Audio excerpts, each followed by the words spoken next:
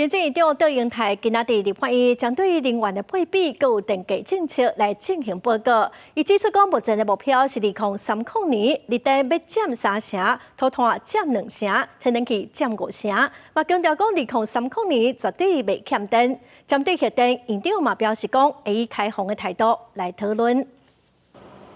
核三厂2号机这个月2日进行41天大修，目前台湾发电系统暂时会无核电。眼前核三厂2号机明年5月除役，加上未来 AI 产业发展用电量大，可能会致使台湾供电无够。台达电创办人陈忠华讲，伊非核电不可。针对这点，行政院长赵英台作出回应。经过合理跟详细的计算，2030年以前，我们新盖出来的新的燃气电厂以及多元绿能的发展。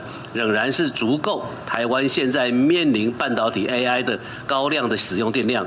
行政院长赵英台表示，核三厂若要营业，爱伫5年前提出，即马敢若会当依法停业，无法度突破法律违法来使用。有关未来新核能的技术，爱伫安全、无核废料的问题，也有社会有充分的共识三大前提之下，政府会持开放讨论的态度。核能厂的员工，我们现在是保留，因为什么？我们要去关注未来科技的发展。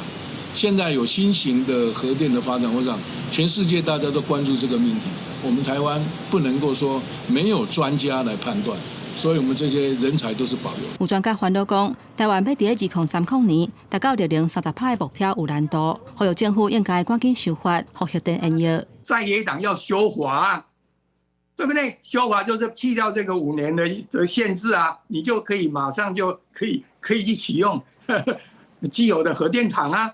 实质性透明，然后你针对问题去解决。那核电营业引起讨论，就连 AIT 处长郭立坚最近受访的时阵嘛表示，大家电去美国是因为台湾欠水欠绿电。行政院长赵英台保证讲，台湾伫水甲电的供应会持续开发，袂有大问题。因立法院已经答应今年甲明年拢会拨1000亿予台电，明年的电价敢会当卖起？行政院长赵英台表示，稳定民生是第一目标。记者综合报道。